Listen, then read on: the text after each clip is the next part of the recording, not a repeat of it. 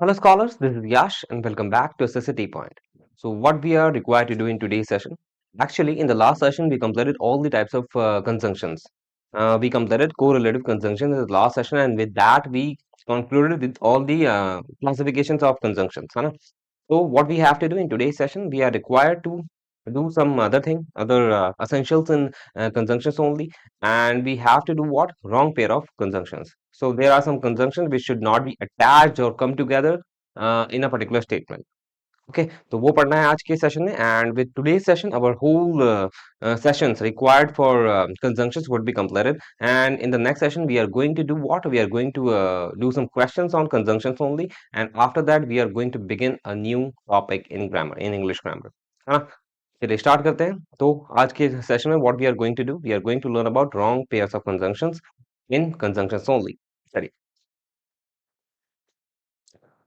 तो wrong pairs of conjunction का या रॉन्ग पेयर ऑफ कंजंक्शन का मतलब क्या हो गया इसका मतलब ये हो गया कि भाई जैसे मैंने आपको बताया था कि एक कोरिलेटिव कंजंक्शन होती है इन विच कंजंक्शंस कम इन पेयर है ना पेयर के अंदर आते हैं कंजंक्शंस तो कुछ ऐसे कंजंक्शंस भी होते हैं जो सेंटेंस के अंदर आ जाते हैं but they are not accurate मतलब उनका जो पेयरिंग है वो सही नहीं होती है एंड उन्हें देखने में लगता है कि इट सीम्स कि भाई they are correct but actually they are not so what we have to do we have to rectify that sentences और दो सेंटेंसेस ठीक है तो चलिए आगे बढ़ते हैं पहला आपका क्या है पहला आपको दे रखा है कि भाई let me choose white colour सो आपको पता है क्या होता है कंजंक्शन होता है देन क्या होता है ये भी एक तरह का वर्ड होता है एडवर्ब होता है तो ये जो दोनों वर्ड है इनको ढंग से देख लो ठीक है ये कभी कभार कुछ ऐसे सेंटेंसेस में आ जाएंगे इनका हिंदी मीनिंग इस तरीके से होता है तुम्हें लगेगा वो सेंटेंस सही है बट एक्चुअली में उनकी जो पेयरिंग होती है दूसरी कंजंक्शन के साथ वो सही नहीं होती है and that becomes an error ठीक है तो सो और देन ये दो तरह के वर्ड कभी भी पेयर नहीं बनाएंगे एज के साथ ठीक है और मैं आपको बता चुका हूँ जो एज होता है वो भी यूज होता है एज अ कंजंक्शन है ना डू की जगह भी आ जाता है कभी कभी है ना और व्हेन के साथ और इफ के साथ यानी कि ये जो तीन वर्ड है ना एज व्हेन एंड इफ इनके साथ कभी भी आप सो नहीं लगा सकते पेयरिंग में किसी अदर क्लॉज में ठीक है और देन नहीं लगा सकते हो ठीक है जैसे एग्जांपल आपके सामने क्या है आज का सेशन ज्यादा बड़ा नहीं होगा छोटा सा होगा बिकॉज ज्यादा पेयर्स नहीं है रॉन्ग पेयर्स ज्यादा नहीं है सेम सेम टाइप के हैं जो पेयर्स होते हैं ठीक है जो मतलब रिपीटेड है तो वही करेंगे और उसके अलावा कोई रॉन्ग पेयरिंग के आते नहीं है ठीक है और एनालाइज हो जाते हैं अगर होता है तो ठीक है तो कुछ ही हैं रॉन्ग पेयर्स वही करेंगे then we will conclude our today session चलो पहला क्या है if you do not work hard then you can not pass ठीक है अब देखने में पता कितना सही लग रहा है ना ये देखने में सेंटेंस बिल्कुल सही लग रहा है कि भाई ये सेंटेंस बिल्कुल करेक्ट है क्योंकि अगर हिंदी में बोलोगे तो क्या बनेगा अगर तुम मेहनत नहीं करते हो तब तुम पास नहीं हो सकते यहाँ पे देन की हिंदी क्या हो गई तब हो गई देन को हम हिंदी में तभी तो बोलते हैं तो देखने में कितना सही लग रहा है मतलब if somebody says the same sentence in front of anyone तो उसे लगेगा बिल्कुल सही बोल रहा है लेकिन एक्चुअली में इफ के बाद जो नेक्स्ट क्लॉज आता है वो कभी भी देन से स्टार्ट नहीं होना चाहिए यानी कि इफ और देन की पेयरिंग गलत है ठीक है तो इसलिए गलत हो गया सो सिंपली यूज करो बेशक वहां पे वो हिंदी यूज करनी है आपको बट एक्चुअली में आप रिटर्न में यूज नहीं करोगे जैसे अभी भी हिंदी वही बनेगी इस पूरे सेंटेंस की if you do not work hard you can not पास अगर तुम मेहनत नहीं करते हो तो तुम पास नहीं हो सकते हो ठीक है तो या तब जो भी हम बोलते हैं हिंदी वही बनेगी बट एक्चुअली में रिटर्न में आप यूज नहीं कर सकते हो ये रॉन्ग पेयर ठीक है और हो गया जैसे when I saw the pollution then I wore mask बिल्कुल सही है मतलब एक तरह का क्रोनोलॉजी है ना मतलब एक तरह का सीक्वेंस है कि पहले मैंने पॉल्यूशन देखा उसके बाद मैंने अपना मास्क पहन लिया है ना तो पहले के लिए व्हेन या जब है ना व्हेन कब यूज करते हैं when you are going to do और कोई साइमल्टेनियस एक्शन हो ठीक है उसको इंडिकेट करने के लिए तो when I saw the pollution जब मैंने पॉल्यूशन देखा उसके बाद देन का कितना सही लग रहा है यहाँ पे कि भाई व्हेन के बाद देन आ सकता है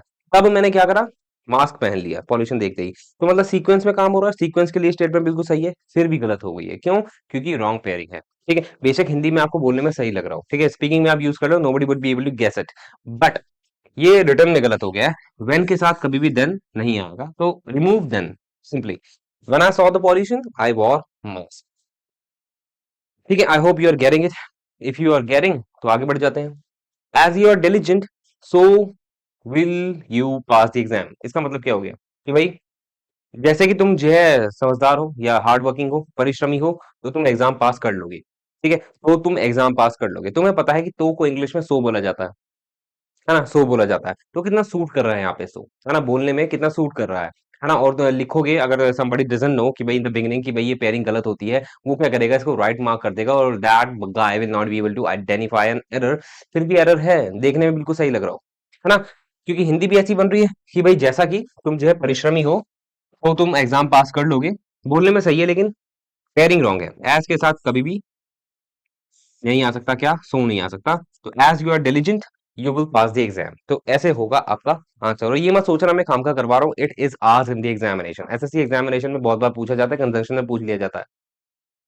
ठीक है, बाकी हम नेक्स्ट सेशन में जब हम क्वेश्चंस करेंगे on conjunctions, 50 questions I would be taking. ठीक है, then I will be letting you know कि भाई किस तरह के सवाल आते हैं। चलो आगे बढ़ते हैं, पहली स्लाइड तो हो गई अपनी कंप्लीट।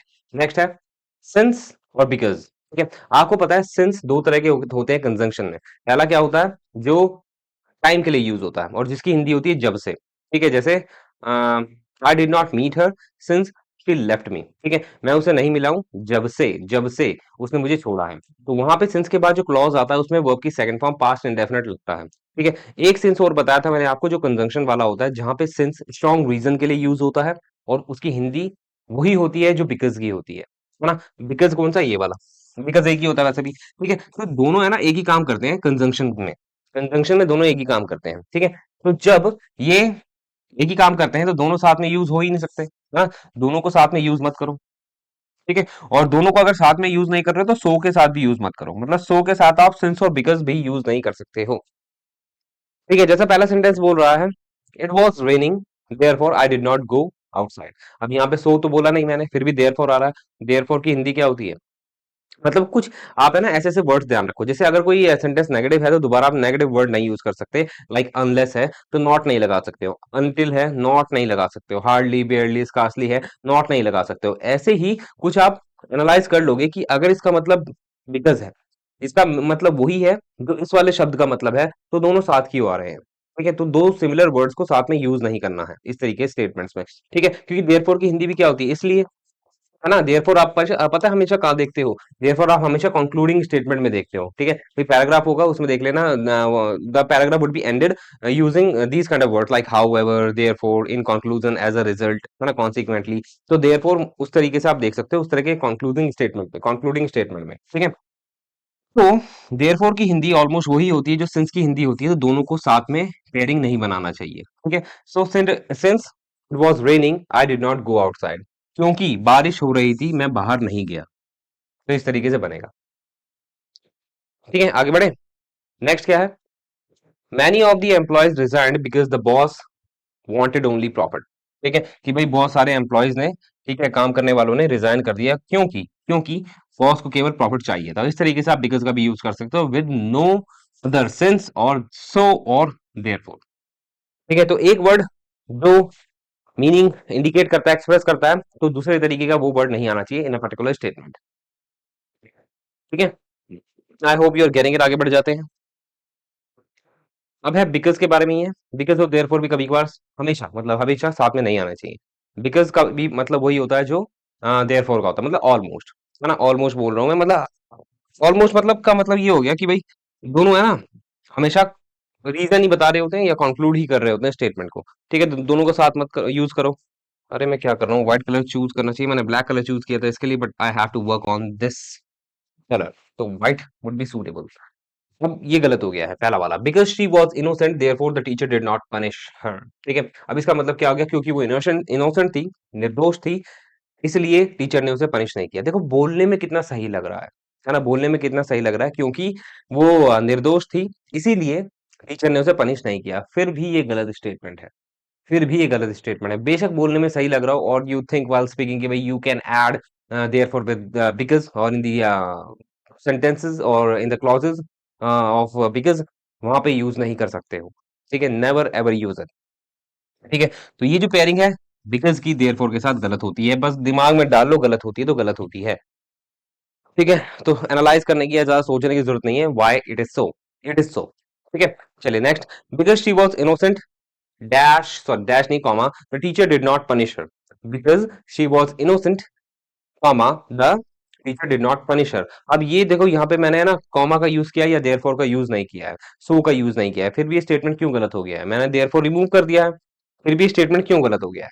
ये इसलिए गलत हो गया क्योंकि मैंने आपको जब बिकॉज़ करवाया था in the conjunction, in the beginning of the conjunctions, then I told you कि भाई जो बिकॉज़ होता है सेंटेंस की शुरुआत में नहीं आता है। जैसे कि ऑल्दो सेंटेंस के बीच में नहीं आता है। 2 सेंटेंसेस के बीच में ऑल्दो नहीं आता है, ऐसे ही बिकॉज़ जो है सेंटेंस की शुरुआत में नहीं आता है। ठीक है? तो बिकॉज़ को कोशिश करो सेंटेंस की शुरुआत में यूज़ ना करो। सिंस आ सकता है सेंटेंस की शुरुआत में, like in the beginning of the statement. Since आ सकता है लेकिन बिकॉज़ नहीं आएगा, तो उसको बिकॉज़ को हमेशा 2 क्लॉज़ के बीच में डालो। ये हो गया आपका मेन क्लॉज़, ये हो गया आपका कौन-सा क्लॉज़? ये हो गया आपका सबऑर्डिनेट क्लॉज, है ना? तो the teacher did not punish her because she was innocent. इस तरीके से बेटर होगा सेंटेंस, इस सेंटेंस को यूज करना। ठीक है, I hope you must have got. आगे बढ़े। अब उसके बाद क्या है अपना रीजन। ठीक है, आपको पता है रीजन का मतलब क्या होता है, कारण होता है, पता ना इस बात का। तो ये क्या लिखा हुआ है, रीजन और the reason why. The reason और the reason why are not followed by because, यानी कि इनके बाद अगर ये कहीं आपको दिख जाए दोनों फ्रेजेस, ठीक है, या वर्ड, तो इनके बाद बिकॉज नहीं आएगा, बिकॉज ऑफ नहीं आएगा, ऑन अकाउंट ऑफ नहीं आएगा, ड्यू टू नहीं आएगा। क्यों नहीं आएगा? बिकॉज इनका मतलब ही अलग हो जाएगा, डिफरेंट हो जाएगा।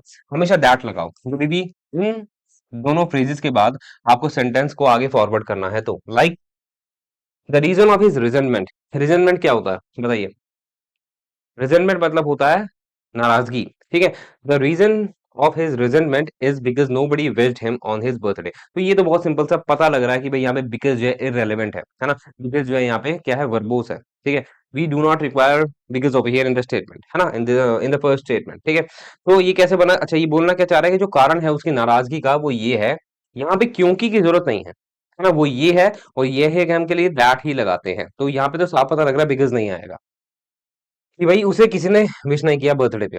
बर्थडे पे आई मीन, तो बहुत बुरा लगता है, सही बात है। अगर कोई आपका बर्थडे है, वो आपको कोई भाव ना दे रहा हो, कि बर्थडे ही एक ऐसा स्पेशल ओकेजन ऑफ होता है of your entire year of your life, कि भाई जब आप खास होते हो उस पर्टिकुलर डे में। ठीक है, और जब nobody wishes you on your birthday, so you बेशक you सेलिब्रेट योर बर्थडे और नॉट, है ना, इट डजेंट मैटर। बट अगर आपको कोई विश नहीं करता है तो थोड़ा आपको बुरा तो लगता ही है। ठीक है, तो सही स्टेटमेंट मैंने यूज की है। ठीक है, तो ये कैसे बनेगा? The reason of his resentment is that. ठीक है, दैट लगा दो। वो कारण जो है उसकी नाराजगी का वो है कि, दैट, है ना। दैट की हिंदी क्या होती है? एज अ कंजंक्शन की, है ना। Nobody wished him on his birthday. ठीक है, और एक दूसरा तरीका मैंने और बनाया है, the reason why he failed. ठीक है, व्हाई भी लगा सकते हो। ठीक है, मतलब द रीजन व्हाई, इसके साथ भी आप ये सब फ्रेजेस का यूज नहीं करोगे। The reason why he failed was that, इसमें भी दैट का यूज करोगे। He had lack of knowledge. ठीक है, कारण क्यों वो फेल हुआ, वो क्या था कि भाई उसके पास कम नॉलेज थी, है ना। आगे बढ़े। डाउट और डाउटफुल। ठीक है, बताइए तुम्हें डाउट और डाउटफुल में क्या डिफरेंस होता है? ठीक है, कुछ नहीं है, एक नाउन है, एक एज एन एडजेक्टिव है। ठीक है, अब इसमें मैं क्या बताने वाला हूँ, बिकॉज दोनों में ऐसा कोई खास डिफरेंस नहीं है, but when we employ them या either of those these words, ठीक है, तो वहां पे उनका स्ट्रक्चर देखना पड़ता है कि how you have to use these words in a particular statement. ठीक है, डाउट और डाउटफुल क्या है? डाउट और doubtful is followed by if या वेदर। अगर आप डाउट और डाउटफुल को पॉजिटिव स्टेटमेंट में यूज कर रहे हो जिसमें नेगेटिव वर्ड नहीं है, तो हमेशा जो आपका सबऑर्डिनेट क्लॉज है उसमें इफ या वेदर लगा दो। और अगर नेगेटिव स्टेटमेंट है या इंटेरोगेटिव स्टेटमेंट है, तो उसमें क्या करो, दैट लगाओ। ठीक है, ये छोटी सी बात आपको ध्यान रखनी है। ठीक है, पॉजिटिव स्टेटमेंट तो इफ या वेदर, नेगेटिव या interrogative statement then what, that. जैसे I am doubtful if I can do it. ठीक है, अब यहाँ पे ये पॉजिटिव स्टेटमेंट है तो इफ लगा दिए, किसके साथ? डाउटफुल के लिए। ठीक है, तो दोनों वर्ड्स के लिए रूल अप्लाई होता है, दोनों वर्ड्स के लिए, कि भाई मैं शंका में हूं कि भाई क्या मैं ये कर सकता हूं या नहीं।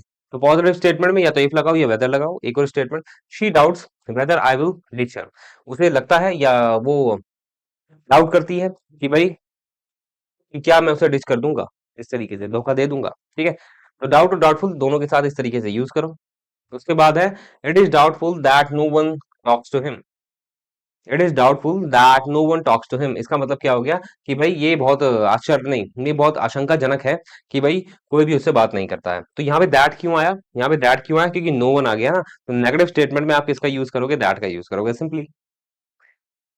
ठीक है, and with this our session I think is completed, है ना। क्यों कंप्लीट हो गया? बिकॉज इसके बाहर आपको wrong pairs of conjunctions complete पढ़नी नहीं है। ठीक है ही नहीं कोई, है ना। और बाकी आज के लिए इतना ही था। तो आज के सेशन में व्हाट वी डिड, आज के session we completed the what academic part of conjunctions, मतलब अब हमें कंजंक्शंस में और कुछ नहीं पढ़ना है, ठीक है। जो कंटेंट है, मटेरियल है, ठीक है, जो स्टफ है किसके लिए, कंजंक्शंस के लिए, have been completed by me in today's session. And अब हम नेक्स्ट सेशन में मिलेंगे। हम नेक्स्ट सेशन में क्या करने वाले हैं, 50 questions on conjunctions, because till now whatever we have revised, sorry did, so we हमें हमें क्या चाहिए, एक तरीके से रिवीजन चाहिए। And we how we can make a revision, we can do it by attempting most of the questions, है ना। तो 50 questions I think more than enough है कंजंक्शंस के लिए, ठीक है। तो अब हम मिलेंगे नेक्स्ट सेशन में, ठीक है। और नेक्स्ट सेशन में क्या करने वाले हैं, we are going to attempt 50 questions in the session.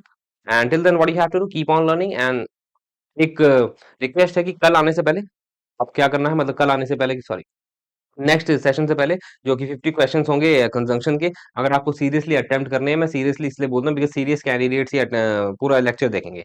जो सीरियस नहीं होंगे they will skip the lecture in between, ठीक है। तो अगर आप सीरियस हो, मतलब सभी अपने लेक्चर्स के लिए, तो कंजंक्शंस के क्वेश्चन वाली वीडियो या लेक्चर को अटेम्प्ट करने से पहले आपको पहले रिवीजन मारनी है सभी लेक्चर्स की, या तो बुक से मारो या मेरी वीडियोस देख लो, लेक्चर्स देख लो, कोई दिक्कत नहीं है। लेकिन एक बार जब क्वेश्चंस करोगे तो उससे पहले रिवीजन कर लेना पूरे कंटेंट की, whatever you have and from where you can get it, ठीक है। सो दैट कि भाई आप एनालाइज कर सको आपकी गलतियां वगैरह कहाँ है, ठीक है। तो चलिए हम मिलते हैं नेक्स्ट सेशन में। And till then be happy and have fun. Bye, take care, sayonara.